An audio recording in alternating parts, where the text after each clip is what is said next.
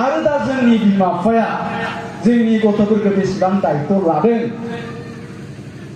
आं दहाय एसे सिगाङाव बुंदोंमोन जोंनि बिमा बिफाया जोंनि ओनसोलनि बै समनि बिमा बिफाया हाग्रायाव हाबाब्लानो ओंखाम मोनजायामोन फुङाव बिसोरो थुरि हाहैयो एंखोर दानहैयो नै थिग दाबायदि बेलासिबाथाय न'आव फैनानै मैया फोराननानै दोननाय थुरिखौ खाथुमनानै बाजाराव फानहैयो सानफा थोलो बिसिनि खामानिया बेबायदि थेवबाबो बिसोरो गावसिनि गथ'फोरखौ जोथोन लादोंमोन आरो बुंदोंमोन मोजाङै फराय आफा आं बायदि जानो नाङा आं बायदि थुरि हाग्रा आं बायदि एंखोर दाग्रा जानो नाङा नोंसोरनि समाव नोंनि सायाव आंबो एसे मोजाङै जानो लुबैबाय होननानै बुंदोंमोन जों साननो बायथ' जादोंमोन आरो जोङो अभाब होननाय बुस्थुखौ बुजिदोंमोन मानोना जोङो कलम लिरनो थाखायबो फावथेन बायनो हायामोन ओंखायनो मा खालामोन आं नङाथाय जोंहा आफाया मास्टारमोन जोंनि गोबां लोगोफ्रा बिसोरो मा खालामोन आंनि लोगोफ्रा बै औवा दालाय गुदुं फिसा गोनां औवा दालायखौ दाननानै बेयावनो दट पेननि रिफिलखौ सोयोमोन बेखौनो कलम खालामनानै लिरदोंमोन जोंखौ फुजा मेला जायोबा मा खालामोन जों लेखा फरायनायनि दरखमखौ जिरायनानै थायोमोन आफाया नङाबा आबौआ बे लेखा फरायनायनि दरखमखौ जिरायनानै थायोमोन थांनो मोना दे फुजायाव थांनो मोना बै मेलायाव होननानै बुङोमोन जोंबो थांखायामोन मालाबा थाङोब्ला सानाव बिमाजों जों थांफायोमोन जोंनि बिमाफ्रा गोरिबबाबो बिमाफ्रा गोरिब गुन्द्राब्लाबो लेखा फरा रोङाब्लाबो जोंखौ बेखिनिसिम जोथोन लादोंमोन आरो ओंखायनो जोंनि समाव जौ लोंनायनि खोथाखौ बाद दोन खुनु जों गाज्रि खोथाखौनो सिन्था खालामनो हायामोन खालि जोंनि सानस्रिया बेल'मोन जोङो नैबे थासारिनिफ्राय उदां जानांगौ बे पर्बतजरा ओनसोलनि लामाया गासिबो मोजां जानांगौ बे पर्बतजरा ओनसोलावबो डक्टर जानांगौ इन्जिनियार जानांगौ बे पर्बतजरा ओनसोलनि रायजो राजाफोरनि रांखान्थि हालोदाबो मोजां जानांगौ होननाय बायदि सिन्ताखौ जों बै समाव खालामदोंमोन आरो बे सिन्ताखौ खालामनायनि थाखायनो जोंनि बिमा बिफाया बे गियानखौ जोंनो सोनायनि थाखायनो जोङो लेखा फरायनानै गोरों जानानै साफा साफा मास्टार साफा साफा प्रफेसार जानो हादोंमोन दा जोंनि नैबे ओनसोलाव थानाय नोंथांमोननि बे ओनसोलाव थानाय बेवहाय थानाय साफ्रोमबो बिमा बिफाया दिनै बे खोथाखौ सिन्ता खालामनांगोन साननो हानाय जानांगोन नङाब्ला नोंथांमोननि नैबे जायगायाव जेबो सोलायनाय फैनाय नङा जेबो परिबर्तन फैनाय नङा नोंथांमोना साननानै नाय दिनैनिफ्राय 40 बोसोर सिगांनि खोथाखौ साननानै नाहर माबा मोनसे सोलायदों था 40 बोसोर सिगांबो नोंथांमोननि लामाया बेबायदिमोन 40 बोसोर सिगांबो नोंथांमोननि बे ओनसोलनि गामिनि न'खरनि अबस्थाया बेबायदिमोन दा सोलायनांगोन चेन्ज जानांगोन बिनिफ्राय डेभेलप जानांगोन दा सोलायनांगोनबा चेन्ज जानांगोनबा सोरखौ लानानै सोलायगोन जों दा सोरखौ थांखिनानै जों सोलायनो नागिरदों जोंनि ओनसोलखौ जोंनि फिसाफोरखौ बेबायदिनो नैबे साफ्रोमबो गथ'फ्रा बै स्कुलाव फरायनाय साफ्रोमबो गथ'फ्रा साफा साफा लेखा गोरों जानांगोन क्वालिटि इडुकेसनखौ मोननांगोन लेखा गोरों जानानै डक्टर जानांगोन इन्जिनियार जानांगोन मास्टार जानांगोन प्रफेसार जानांगोन बे ओनसोलनि दैदेनगिरि जानांगोन बे ओनसोलनि थुनलाइगिरि जानांगोन नाथाय बे स्कुलाव फरायनाय गथ'फ्रा जुदि साफा साफा ड्राग्स एडिक्टेड जायोब्ला फैगौ 10 बोसोरनि उनाव नोंथांमोननि नैबे ओनसोलखौ जोबस्रांनायनि अनगायै जेबो नुनाय नङा मोनफ्रोमबो न'खर न'खर साफा साफा जौ फाग्ला साफा साफा ड्राग्स एडिक्टेड साफा साफा सिखाव साफा साफा दखाय साफा साफा गुन्दानि अनगायै जेबो मोननाय नङा दा ओंखायनो साननानै नाय आं बुंदोङो बेवहाय थानाय साफ्रोमबो बिमा बिफानि फिसाफ्रा जि जानो गोसो बेखौनो जानो हायो बिसिनाव बे पावारा दं बे टेलेन्टआ दङ बिसोरखौ जों जि खालामनो गोसो बेखौनो खालामनो हायो बिसिनाव बे टेलेन्टआ दं बे पावारा दङ बिसोरनो डक्टर जागोन बिसोरनो इन्जिनियार जागोन बेवहाय थानाय साफ्रोमबो लाइमोनफोर बेवहाय थानाय साफ्रोमबो नै बे गथ'फ्रा बे टेलेन्टआ दं बिसोर जा जानो गोसो बेखौनो जानो हायो दा जि जानो गोसो बेखौनो जानो हायोब्ला जोङो खालामनांगोन दा बेखौ बिसोरखौ जों खालामनांगोन नोंथाङा जेरै नोंथांनि गथ'खौ ड्राग्स एडिक्टेड खालामनो हादों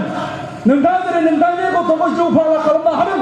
थिग बेबायदिनो सासे डक्टरबो खालामनो हायोमोन सासे इन्जिनियारबो खालामनो हायो दा नोंनो बबे मोनसेखौ नांगौ जोंनो बबे मोनसेखौ नांगौ दा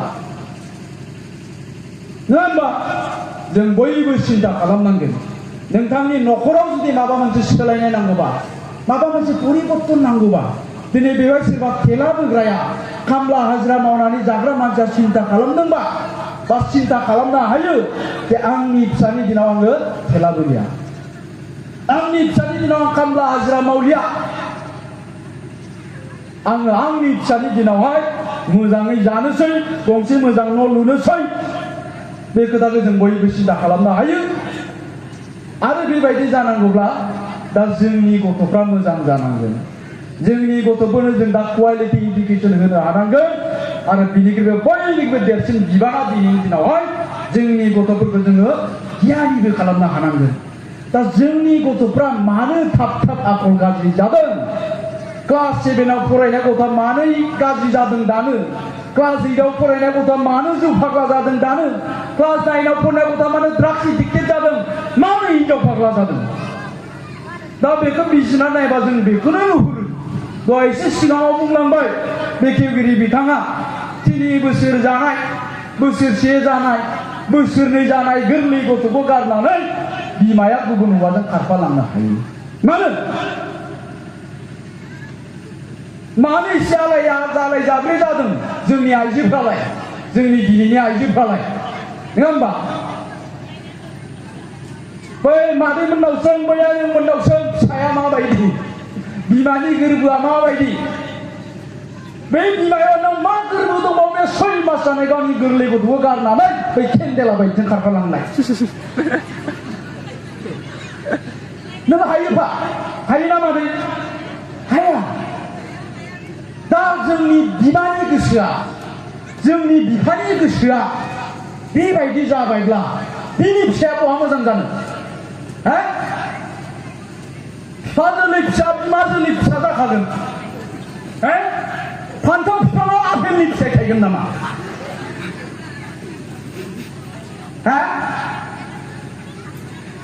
गायदोंमोन र' फान्थाव दा माथो आपेल माबा फान्थावसो थाइजोब्बायब्रा आपेलसो थायगोन सानदोंमोन आं होनबा जागोन नामा नङा होमबा नों जि बिफां गायदों बे बिफांनि फिथाइखौनो मोनगोन थाइजौ बिफां गायदोंबा थाइजौनि फिथाइ मोनगोन फान्थाव बिफां गायदोंबा फान्थावनि फिथाइ मोनगोन बै 2 मास जानाय गोरलै गथ'खौ गारना खारग्रानि फिसायालाय बहा मोजां जानो बै बोसोरसे जानाय गावनि गोरलै गथ'खौ बिसि फिसा गारनानै गुबुन हिनजाव लाग्रानि फिसायालाय बहा मोजां जानो दा मानो बेबायदि जादों नङा होमबा दा बे बेलायाव फैबा धोरोमनि खोथा फैगोन दा धोरोमनि खोथा फैगोन दा बै मादै मोना ना बै आयं मोना बिसिनाव धोरोमनि सानस्रि दंमोन आध्यात्मिक गियान दंमोन हयथ' बिसोरो दाबो हे आफा बोराइ बाथौ होननानै खुलुमो जाय जि दं जाय जि धोरोमाव दङ इसोरखौ गाबज्रियो नङा होमबा दा जोंनि बिहामजोफ्रा गाबज्रिगोन ना गाबज्रिया जों नुवाखै आरो धोरोमजों सोमोन्दो गैयाबा बे आध्यात्मिक गियाना गैयाबा स्पिरिचुवेल बे थटआ गैयाबा इसोरारि गियानानो गैयाब्ला बे मानसिया आवसारि आलाय जाब्रे अगियान जाखायो बे मादै मोना जोंनि बिमा मोना बहाबा थांदोंबा सान हाबनायनि सिगां एखेबारे मोनाथारसिमबाथाय खारोमोन जोंबो मालाबा थांफायोमोन नालाय खारदो होननानै खारोमोन सान हाबनायनि सिगां न'आव मोनहैथारनांगौ खारन दाउ दं हांसो दं आरो दुब्लि बारियाव मोसौ लायबावनांगौ बोरमा दं बेखौ खाखांनानै ओंखाम संबावनांगौ आरो मैगं नागिरबावनांगौ दंखल गुदिनि हेलासखौ खाब्रबनानै संनानै होनांगौ नङाबा फिसाइजों थांना थांगोन फिसाइफ्राथ' जि मा होनो फिसाइखौ उल्था मा ओंख्रि जाना लाबोनबालाबो मोनथिया हले होनना बुङो दानिया ना दंखल नारनांगौ ना अर सुखांनांगौ ना बन जरायनांगौ ना दिंखि सौनांगौ ना मैगं नागिरनांगौ ना नाहा थांनांगौ ना मैहा थांनांगौ दङसै थांनांगौ गैला दिनै बे दायित्वखिनियानो गैला जोंनि आङो गैयिखौ बुंनो नागिराखै दे आरो गासिबो बुंनो नागिराखै आरो बिसोरखौ बुंनो नागिरदों आङो दा बेखिनि बे दायित्वखौ लानायनि मोनसे हुदायानो गैलाबा नङा होमबा मालाबाबो जौ लोङा मालाबाबो ड्राग्स जाया मालाबाबो गाज्रि खोथा बुङा गाज्रि खोथा खोनासङा गाज्रि जायगायाव थाङा नाथाय जोंनि फिसाफ्रा दानिया थाब थाब बे गाज्रि जायगायाव थाङो आरो बेहाय जोंनि बिमा बिफानिबो जेबो बाधा गैया जोङो नुदों दा गतिके बे गथ'आ बहा मोजां जानो दा बेखायनो जोंनि नैबे ओनसोलखौ जोंनि न'खराव जुदि माबा मोनसे सोलायनाय लाबोनो गोनांबा जोंनि गथ' गथायखौ जों मोजां खालामथारनांगोन आरो गथ' गथाया मोजां जानांगौब्ला जोंनि बिमा बिफाया बांसिन दायित्व लानांगोन आरो जोंहा समाजाबो दायित्व थागोन समाजाबो बिबान थागोन आरो जुदि बे बिबानखौ जुदि जों बानस'नो हायाब्ला जोंनि गथ'फ्रा जुदि मोजां जायाब्ला बे गथ'फ्रा साफा लेखा गोरों जायाब्ला फैगौ 50 बोसोरनि उनावबो जोंनि न'खरा बे अबस्थायावनो थागोन थेला बोग्रानि फिसाया थेला बोग्रायानो जागोन खामला मावग्रानि फिसाया खामला मावग्रायानो जागोन बन दानग्रानि फिसाया बन दानग्रायानो जागोन आरो जोंनि नैबे अबस्थायाबो एखेयैनो थाबाय थागोन दा बिनिफ्राय माबा मोनसे सोलायनाय फैनांगौबा ओंखायनो जोंनि गथ'फ्रा मोजां जाथारनांगोन आरो बे दायित्वखौ बिमा बिफाया लानो हानांगोन आङो बुंदों बेखायनो बेवहाय थानाय साफ्रोमबो बिमा बिफानि फिसाया जि जानो गोसो बेखौनो जानो हायो जों बिदिखौ जि खालामनो गोसो बेखौनो खालामनो हायो दा ओंखायनो जों दिनैनिफ्रायनो सिन्था खालामनो हायो मैया नों मा सानदों बेखौ जाहैदाबदों आरो मानसिया सोलायनो टाइम नाङा 1 मिनिटावनो चेन्ज जायो 8 सेकेन्डआव मानसिया चेन्ज जानो हायो बेनि माखासे एग्जाम्पल दं आङो बुंबाय थायो आंनिनो लोगो सासे एखे लोगो फरायनाय आंनि लोगो सासे दङ मानसिया एखेबारे लेखाखौ रोंथारा खिन्थु ओरैबायदि फरायनो गोसो दङ बोसोरसे लेखा बायनो हायैनि बियो लावखार थादों बोसोरसे लावखार थानानै आरो फैफिननानै गाननाय जोमनाय लेखा बायनानै आरो फरायफिनदों जों बियो मा क्लास 6 सिम मोननायहालागै गावनि नामखौ मोजाङै लिरनो रोङामोन बे गथ'आ बयनिबो लास्टआव जिरायोमोन जों बेखौ एदावोमोन नाथाय जेब्लानोखि क्लास 7 मोनबाय बे ओरैबायदि चेन्ज जादों बे हरसेयावनो सोलायनानै थादों हरसेयावनो चेन्ज जादों बियो क्लास 7 निफ्राय जेब्ला क्लास 8 आव थांबाय बियो रल नाम्बार 1 जादों जाय माने लास्टआव जिरायोमोन जायनि रल नाम्बारा लास्टआव थायोमोन मास्टारा ओरैनो पास खालामनानै हरोमोन बे हरसेयावनो सोलायनानै क्लास 8 आव रल नाम्बार